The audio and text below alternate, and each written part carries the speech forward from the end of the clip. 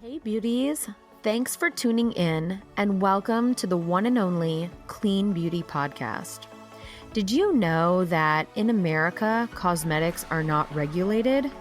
Companies are free to add thousands of potentially harmful ingredients that personally cause me to have health problems. Hi, I'm the creator of Lash Binder and your host, Cassandra McClure. I've worked in the beauty industry worldwide for over 10 years as a wedding and celebrity makeup artist. Now, I'm on a mission to ban 1,500 ingredients by advocating for cleaner and greener cosmetics. Join me every Monday right here for a new episode on the Clean Beauty Revolution.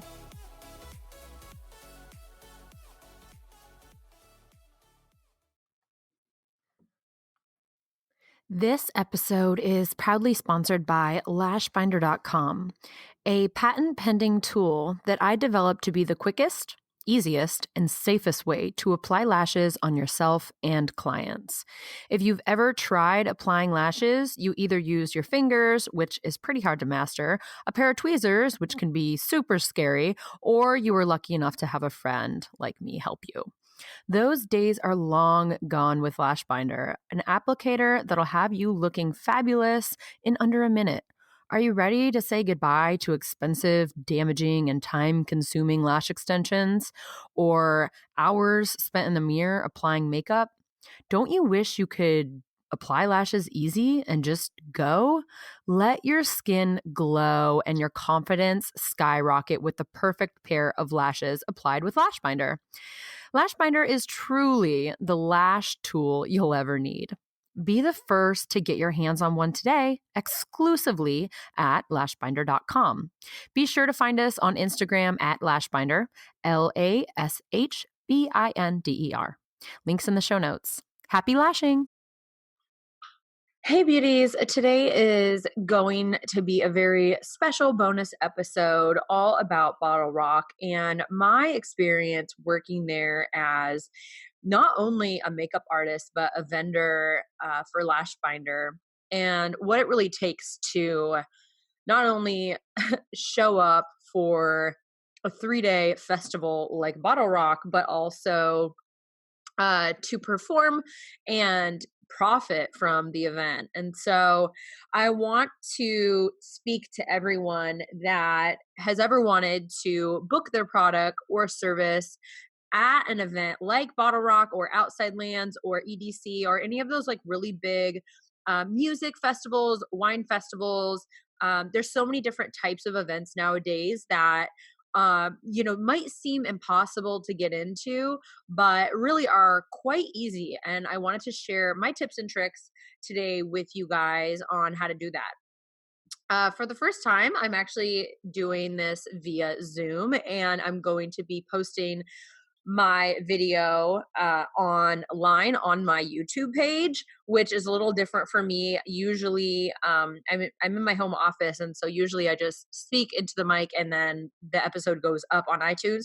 This one will, but it's actually going to be going up on YouTube too, but in a video format. So I can kind of look over and feel like we're kind of having a conversation, but you will see a little black little thing kind of here on the side, and it's actually like my little studio area, so I'm kind of speaking into my mic and everything. So we'll see how this goes and see if you guys prefer to see the video rather than just listen. So anyways, today we're going to talk about basically how to get paid to book your product in a big festival or a summit like this, because we have lots of big things like Wedding MBA and Coachella and a lot of these big festivals that if you know anything about a festival, you know that it costs a lot of money to go. So you probably think, okay, to be a vendor, it's probably even more expensive. And you're right, you're looking at between $3,000 and $10,000 depending on where you're situated at the event. There's different areas from like low traffic to high traffic, if you're like right in the beginning or like right in the entrance or right where like all this stuff happens. And so I wanted to share, like, today what you're going to really learn is how a small self-funded startup like me kind of got into Bottlerock and secured a booth space with little to no resources or money. And this is just for any brand that can't afford or who wouldn't even really want to pay to kind of go into one of these, or is thinking about how they can make it work without, you know, pulling out a credit card loan or something like that. And the value of really what you're going to leave with today is that you'll get priceless advice on how I managed to do this, and tons of other events that I've yet to even go to, but actually secure space. And if you've ever, wanted to do this, this is definitely an episode for you. First and foremost, you'll need to have insurance. You'll have to get different forms filled out for the actual event venue. So you will have a contract that you'll sign. But the first thing you'll want to do is figure out who your team is going to be. I had a lot of issues when it came to this, because when you work an event and you provide a service, usually it's not an hourly pay. It's not like you pay, employees $25 an hour to work there. You kind of want to have them work on a commission base. And so not everyone is willing to do that, because they either know A, they're not going to work that hard, or B, they aren't really sure if they're going to sell a lot. We didn't experience that. I think that you should know where you're going and what your market is. For example, we have a friend who has a sustainable sparkle company, and she knows that she wants to be at big festivals like Outside Lands and Coachella, because it's a festival vibe and sparkles will be worn, right? If you're talking about a conference, people probably aren't going to walk around with sparkles on their face. So there is definitely a time and a place for each different type of vendor, whether you're in tech or beauty or another different, florals, right? And so for us, we really wanted to make sure that it would be a good place for us to go. So specifically Bottlerock, I went last year and I got to experience what Bottlerock was like. I went into the spot and I saw what I pictured myself there. I didn't know how I was going to get there, but I was like, oh, I could do this.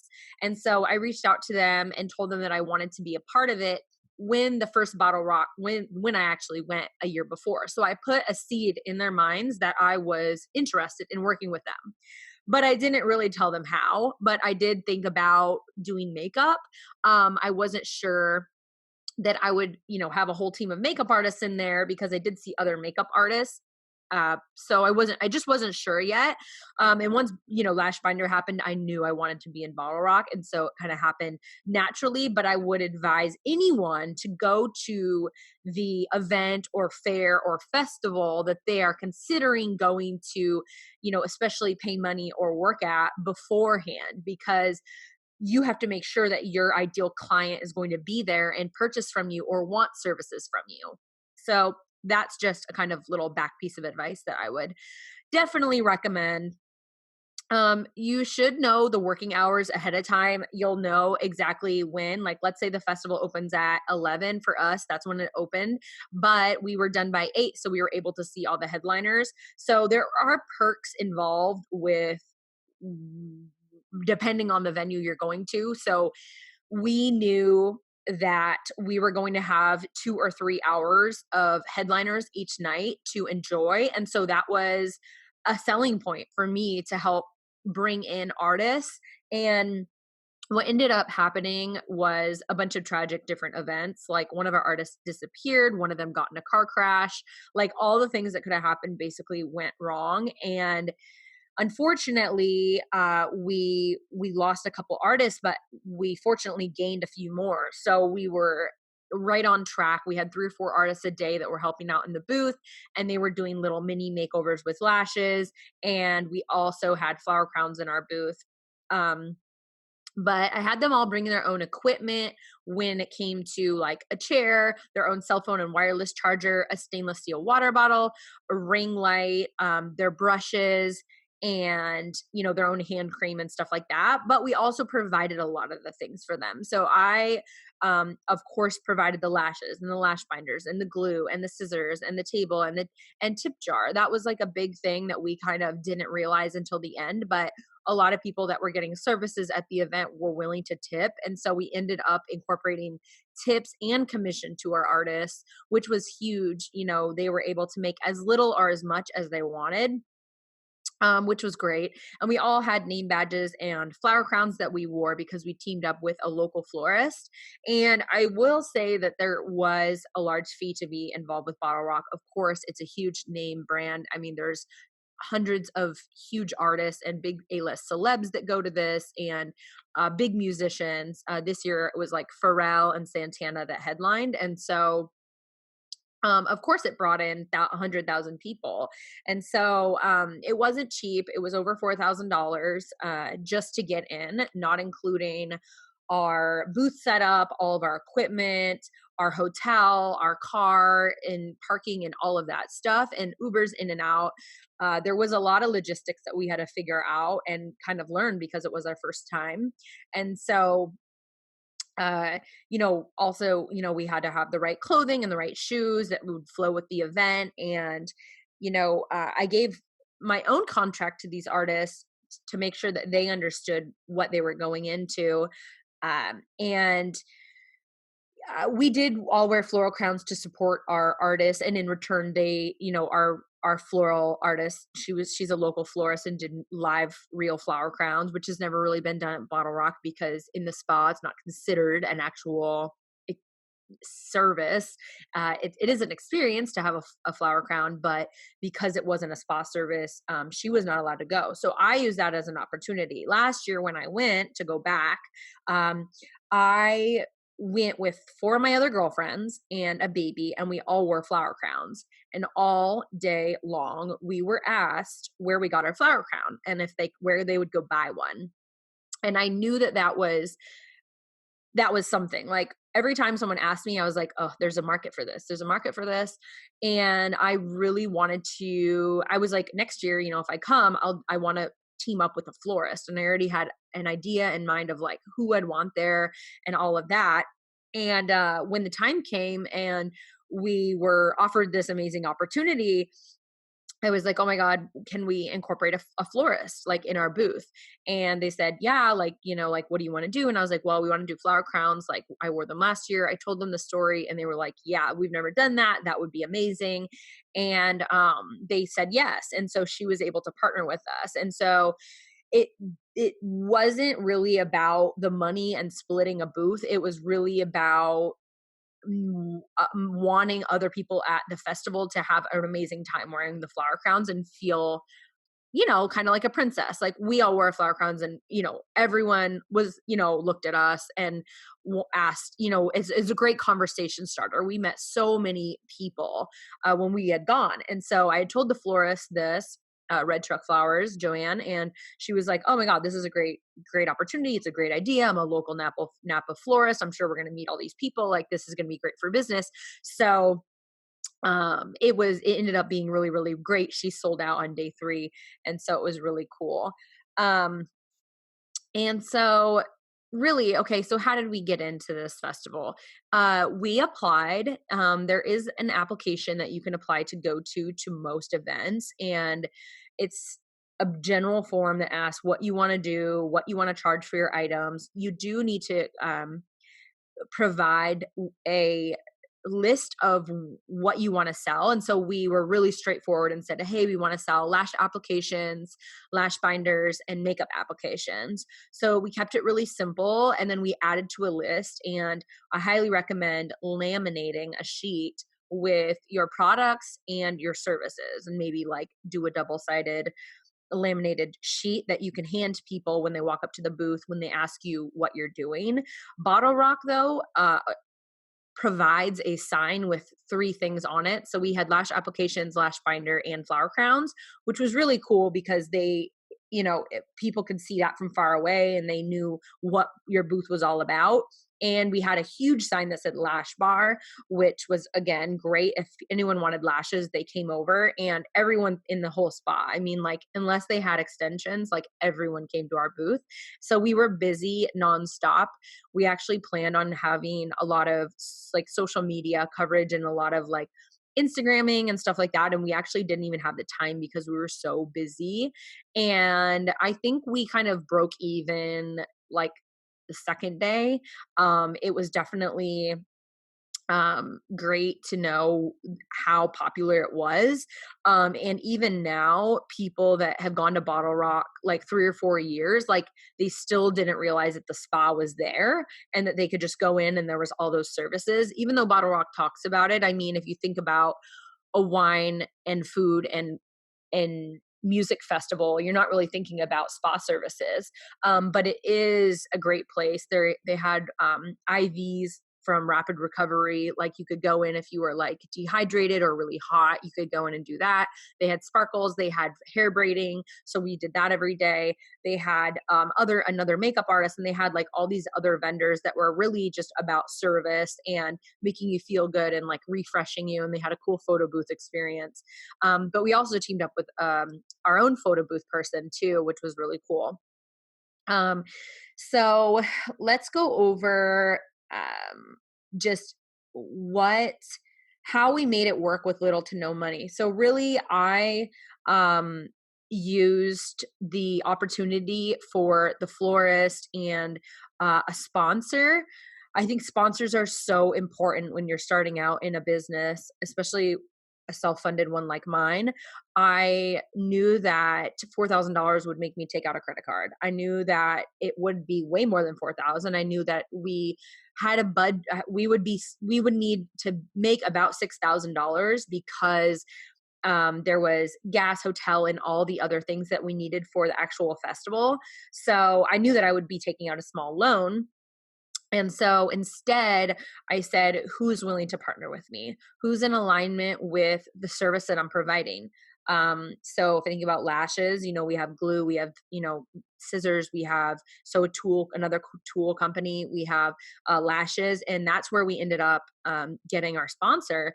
Imemo ended up giving us lashes to sell, which saved me at least $1,000, because if you think about lashes, they're $5 to $10 each, and I needed at least 1,000 of them. So you're talking a lot of money there.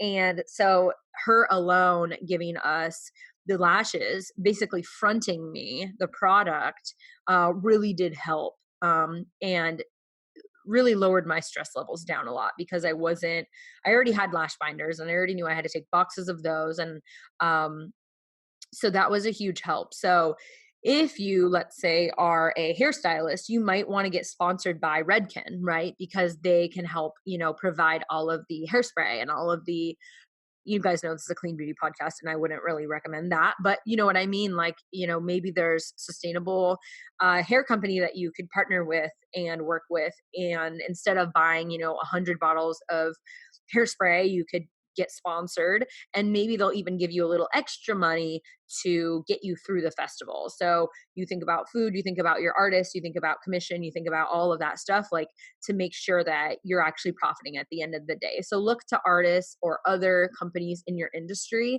that you look up to, that you might have partnered with in the past or done a favor for.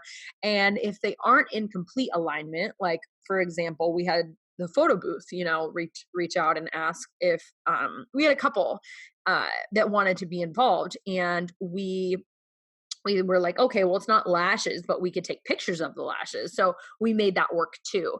But if, for example, it was your dad's insurance company, you could just give them a banner or some sort of little table with brochures and business cards and things to hand out. And that could be a way to showcase their brand while still being under your umbrella brand and saying like, we're sponsored by blah, blah, blah insurance or blah, blah, blah, whatever company. That really worked well for us. Definitely. What else? So securing the space is one thing, but actually going up and setting it up is another thing. And I will say that less is more. We had bought quite a few mirrors and even brought a TV screen to play videos on. We brought a rug and things like that, but you should really know your layout before bringing those sorts of things because it can just be a nuisance and extra stuff that you don't need. For us, we really needed three things: artists, a banner, and our equipment. We didn't really need chairs like we thought. Mirrors, when we're talking little things, we definitely needed our mirrors and a shelf. So we actually got what's called it's like a collapsible shelf. I think is it called mosaic? What's it called? It's like pyramid shelf or something like that. Origami. It's called origami shelf. And it basically pops up and it's a really sturdy metal shelf, but it collapses flat and it's into like a 1-inch kind of thing that weighs like 10 pounds. It's not a lot. And that was really huge for us. And it comes apart in two sections. So it's like a 3-foot and a 3-foot, and you can make it a 6-foot shelf. And so you can house all your stuff on there. So technically you don't really need a table, which again, we rented a round bar table. We thought we needed chairs, but really when you're doing lashes, it takes between 3 and 4 minutes. So you don't actually need anyone sitting down. And when we looked at another vendor that was there, she actually had like 4 or 5 artists in one booth. Everyone was standing and no one was sitting because sparkles only take a couple minutes too. And they had a table you can kind of lean on and where their equipment was on, but it really wasn't necessary to have chairs. Chairs take up space. And so if you're doing, a quick service that's under 5 minutes, it's a great idea to have, especially if you only have like a 5x10 or a 10x10 or a 10x12 space. It's not enough if you're giving multiple services. If you're talking an event with anything more than like 100 people or at 500 people, you're thinking, okay, 5-10 people are going to be wanting to get a service at a time. So you want to think about that. If it's like, 20 people, then you might have a chair and just one person working. But it really depends on the festival and the experience, that you are providing. So we definitely had so much fun at Bottlerock. I will say that it's something we would be interested in doing again. We know how to prepare in traveling to other ones. And I will say that I see it's much more attainable to do events across the country because we do need so little. We ended up not using the rug. They ended up having a green grass style carpet. And so we didn't need anything for that. They had beautiful drapery. So we didn't really need much of sides or a backdrop or anything to like decorate the booth. They provided the sign. Again, it was part of that package deal that we paid for. And so when you're thinking about what you want on the signage, really know where that's going to be going. So for example, Lash Bar was up on the sign. They didn't really brief us on where the information for Lash Bar was going to be going. It turned out that it was in like 100,000 pamphlets that got handed out at the front, as well as in like a big like map of the festival, and it just said Lash Bar instead of Lash Binder, which was fine because no one knows what Lash Binder is yet. But in the future, we will definitely make sure that our sign says Lash Binder, and then people can come say, what is it? I'd rather them know the word Lash Binder than Lash Bar, because Lash Bar can be anybody, right? And it doesn't necessarily say what we're doing. I mean, I'm assuming that people would think they're getting their lashes done, but a lot of people actually thought that they were going to be getting extensions, which if you think about it could take an hour or two. But there was also massages going on next door. And so I think they were thinking, oh, these services take a while because, you're looking at a 30-minute or 40-minute massage, which if you think about, if you wanted to do temporary or semi-permanent eyelash extensions at a festival, technically, if you were going to get a fill, that could take 20-30 minutes and you could get yourself in there and do that. Would you, I don't know, like for me, I don't know if I'd want to do a service that long, but at the same time, I was dying to get a massage at the end of the day. So I don't know, to each his own. I do think that in the beginning, we were really, really excited about all the headliners. And I was thinking we were going to see a lot of artists and I was going to have more time to go out into the crowds and like market and stuff like that. And we even had the idea of doing lash fairies. So having people with like little backpacks doing lashes all over the festival. We found out that technically wasn't, because it wasn't part of the booth, like we couldn't really do that. So, um, and then also with the artists, we were thinking, oh, we're going to go to all these concerts, we're going to see all these events, but we were so busy that just like social media, we prioritized our service over having our own fun. And so I think, knowing that, okay, I'm not going to want to stay out till 11 o'clock. I'm not going to want to stay out until 2 and like go to this after party because I have to be up at 8 again to go to the festival and you need to be well rested. I definitely did my own self-care when I got back to the hotel room. I got some food and I just literally took a bath. I really needed to, I felt like my feet were swollen. You're standing for 8 hours. And I think a buddy system where you're checking in and out and you're, letting your friend or your other stylist go to lunch and come back and literally give yourself a good hour to go sit somewhere, find a couch or even just sit within the spa or go get a massage next door or make a reservation and kind of plan ahead in that way. I think I would have died if I didn't have a wireless phone charger either. That was huge. And a stainless steel water bottle, just because it does keep your water cold and that you don't have the same one as someone else. I saw a lot of like Starbucks cups and stuff being brought in and no one knows who it was because there's so many people that come in with their drinks and stuff. They can kind of get mixed up and then thrown away. And so it's good to have your own water bottle that you know where it is and kind of it's out of the way and you can go in the back and touch your makeup up and kind of take a drink and have a little snack. Something definitely I would recommend for anyone doing any sort of event is to kind of make sure you're taking care of yourself and you're not passing out, to properly nourish your body and all of that. Shoes are super important. I saw a lot of people wearing like little heels or wedges, but if you are doing services, of course you want to wear flats. Yes, you could still be festive. You could wear gladiator sandals. I wore cute like pointy toe flats one day, and then I wore open-toed sandals the other day. It depends on the festival if that's allowed, but most of them are okay with that.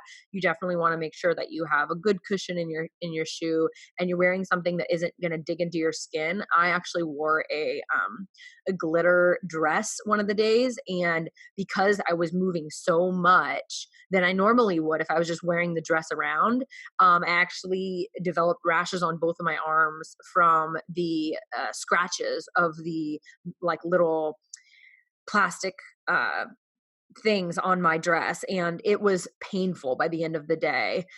So, really look at what you're wearing and what you're going to be putting yourself in, and if you are wearing really clanky bracelets, right, for example, or huge earrings that are really going to be heavy and moving around a lot. I lost one of my earrings the first day. The second day, the back popped out. The third day, I wore bigger like watch on my wrist, and it was really annoying, so I took it off because that's in people's faces, and so you want to be really mindful of what you're using. And even your nails, your hands, they should be well manicured. If you're doing any sort of service like that, you want to make sure that you are presentable in a way and you don't have like crusties in your eyes and you don't have, your makeup is perfect. Your hair is perfect. You look really great and really fresh, especially because people want to take photos with you. We experience that a lot. And so, photos and videos and all of that is going to be taken all day long. And so you never know when you'll need to strike a pose. So it's great to look good.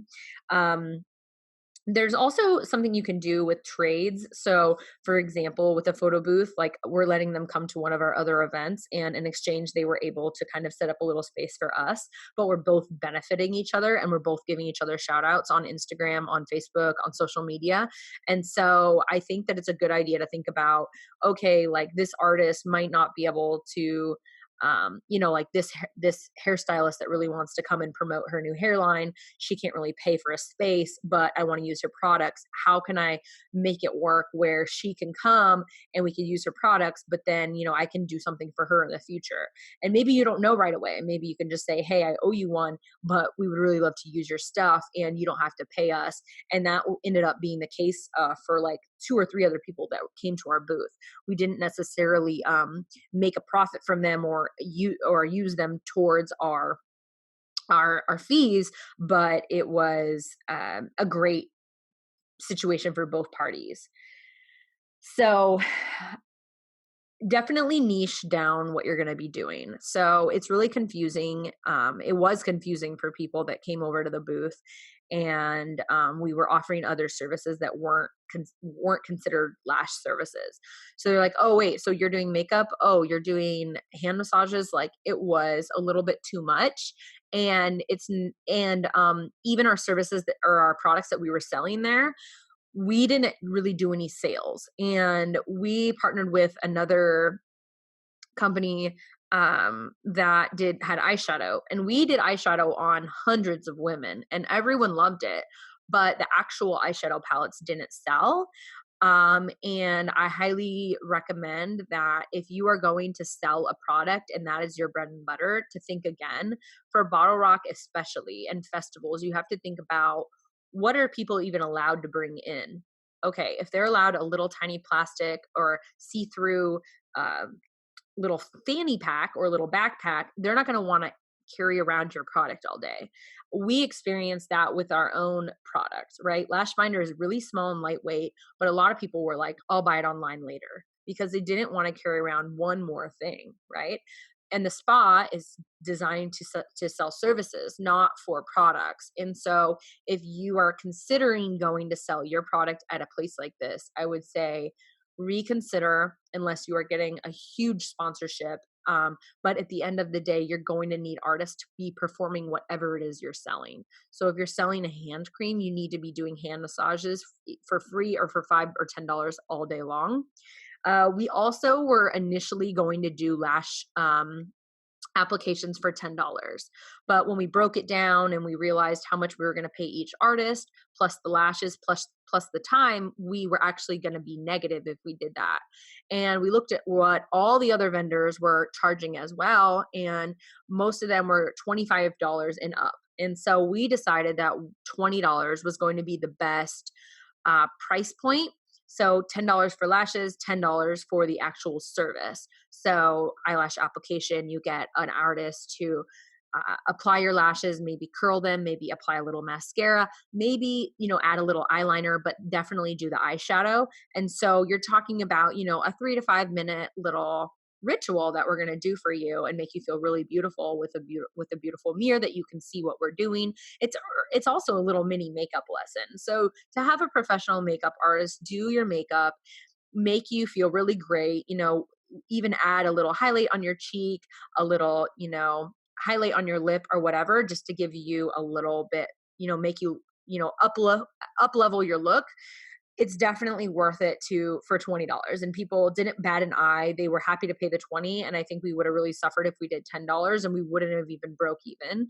So that's something to think about. If you have an actual product you're trying to sell, it's going to be really hard. And if you have the budget, I would say do samples or little free giveaways, but know that you should have significant backing and funding to do that. So for example, if you did have your hand creams, like if you're just doing a pump in each person's hand, like know that you're going to go through 50 bottles and you're going to be doing samples. We started doing lashes the last day, and we were like, if you tip your artist, you will get a free pair of lashes, and the lashes are valued at $10. So a lot of people were giving, a $2, $5, $10 tip. Some of them even did 20 though, which was really shocking for us because we knew that the lashes were 10, but a lot of the artists were just getting $20 bills for tips. So if we could go back, or if we're going back next year or to other festivals, we'll definitely incorporate the tip aspect to the artist for something as of value, of free. So we invested in more lashes so that we could do sort of a giveaway for anyone who was generous to their artist, because our artists were really only working on tips and commission, but no one was really tipping them the first or second day. So the end of the second day, we started to realize like, hey, we should be incentivizing them to leave a tip to do that. And so if you do have artists, let them know, say, hey, I'll give you a free, extra whatever it is, whether it's a service or not, or a little takeaway that they can take, or even something printed. We even, towards the end when we were running out of lashes, we were like, hey, we'll give you a 15% off card to shop online if you tip. And people were happy about that too, So anything of value that you can do, whether, you have the budget to do something big or small. One of the vendors in there, Sophie, was giving away $25 gift cards for everyone that took a picture and did a little survey for them. So there was a huge range of who was giving away items or incentivizing people to play with them and interact with them, and or give them an email or do that sort of thing. The photo booth also was great for email captures. We were thinking about, okay, do we have a guest book? Do we have people sign? Do we have people, follow us on Instagram? How are we going to benefit from this just outside of profits and brand visibility, right? So we were thinking about, okay, if they tag us on Instagram. So we created a little QR code with our with like a little sign that they could just point their phone at and then download the app, which was really smart. With the photo booth though, we were able to capture a lot because and organically, naturally, right? And we knew that they weren't spam emails or anything because people want their picture to their email on their phone. So that is just a genius way to get people people's information, whether it's their phone number, which, it's hard to kind of reach out, but a lot of them, we just kind of set it for email, and everyone was just sending pictures from the photo booth to their email. So something to think about if you are doing a beauty service, to team up with a local photographer or a photo booth. And we did think about having a photographer as well. I ended up having a couple stop by and take professional photos, because what you want to think about is moving forward, how are you going to present your business to other events and festivals? Because once you've done one, you can kind of say, hey, this is what we did for the other one. Here was our booth setup. And although I got beautiful photos of my booth on my phone, it's always good to have really good high definition, high quality photos that you can blow up and send in a brochure to a potential other, whether it's in a brochure for a sponsorship or for another festival or an event. So that's something to think about, having someone come by if you can, or figure out who is the photographer, the primary photographers for this particular show or event, and have them come by or make arrangements. We also took advantage of the artists. We got in touch with all of the female artists that were there, got in touch with their managers or their publicists, and made sure that they know who we were, where we were going to be. And it was really cool because I put out vibes in the universe that I was going to be hanging out with Pharrell, and Pharrell came by the spa, which was really cool. So, we were seen, which was cool. And there were some other artists that came by too. It was really cool. And, we made beauty bags of lashes and a lash binder and everything for those particular artists. And some of them, we didn't get to meet. They got really busy, and so did we. So we're actually sending them little care packages in the mail. So if you can do that, and let them know, hey, I came and saw you, like, here's a picture of me, like, at your show. I really love what you're doing, and sending them something without expecting anything in return. That's another, like, big takeaway. And you could do this for the people that helped you arrange the event. You could do it for people that are at the booth next to you. You could do it for whoever's working the, show. But it is important to kind of make sure that those people are heard and feel appreciated before, during, and after the event too. So we made it a point to go around and talk to all the other vendors, offer them lash applications, and we actually do trades. And it's a very kind of reminded me of Burning Man a little bit. So, at Burning Man, they do a lot of trading where, you're like, hey, I have a water bottle. I see you have a sandwich. Do you want to trade? And you trade for whatever that is. And it's not like, oh, well, this was $1 and that's $5. It's not really that kind of, the culture is just like, hey, I have something you want, you have something I want. And so what we did was went around and I actually got a B12 shot. I got sparkles. I got, there was flower. I got my hair braided in exchange for lash applications. And some people already had lashes on. So I just gave them a bag of eyelashes and a lash binder. So you can also think about how you can promote your services within, the space you're already in before the doors open. But because, for example, we were there at like 9:30, 10 o'clock every day, and we had like an hour and a half, 2 hours before the doors opened for the general public. And then we had another half hour before they actually made it into the spa.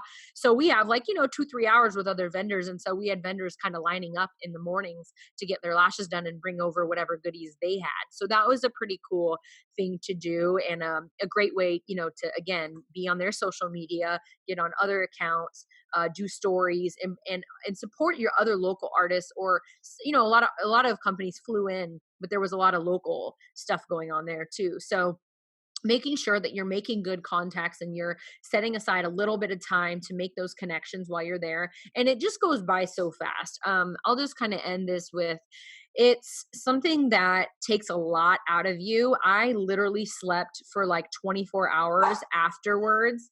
Obi, sorry, you guys. She always does this at the end of like whatever video or recording I'm doing. She always just decides to act up. Come here, love.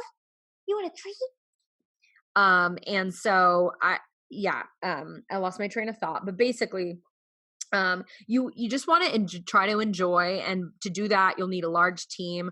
We had an amazing event manager, Anne-Marie, who helped us like check out, for example, when we had the table set up that was kind of like not in the way of our artistry. So kind of on the outside of where everything was going. And luckily, the Live Love Spa, Bottlerock, they let us do that. But not every event venue will let you do that. But you kind of want to keep the flow coming in. You want anyone who's like, I told the artist, like, if you're eating and drinking in the booth, you need to like go outside. Just go outside and do whatever you need to do and come back when you're ready to work, and take as many breaks as you need. You're working on commission, so it's up to you to make your money. And that was just a better culture. The first day we did hourly, and that just didn't really work because the girls, like, just weren't as motivated. And I think that, you don't know, you can kind of lose track because maybe one disappears and they just forget, how long they're gone, which happens. And so it's better if, they're working on commission. They're like, oh, I only made $300 so far. Like, I want to get back there and make my whatever, how much ever money they wanted to make.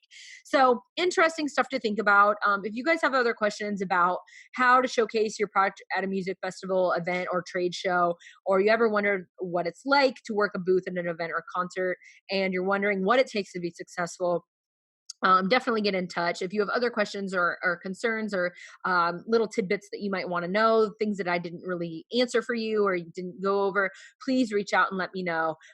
Coming up, we have a couple different shows and events happening.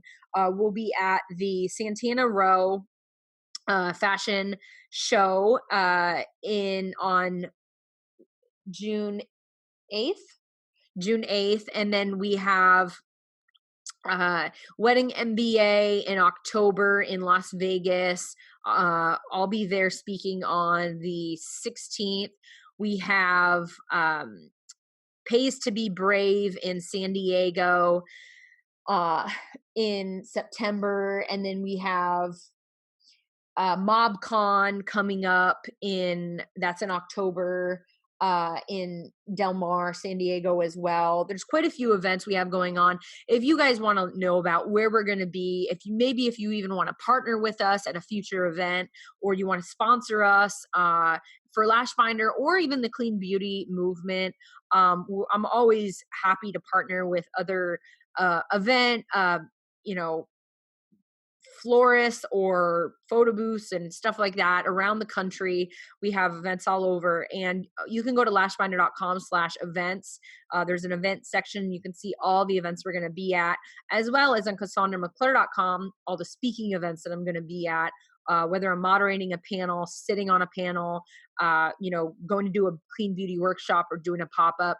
I do a lot of events and I have become a pro at such. And this was just one example of, working in a show, but I've done maybe 20 shows in my life, other shows that I've done. And Bottlerock was just such a different experience. And I really wanted to speak on, preparing for Alt Summit, for example, was so much different than this one.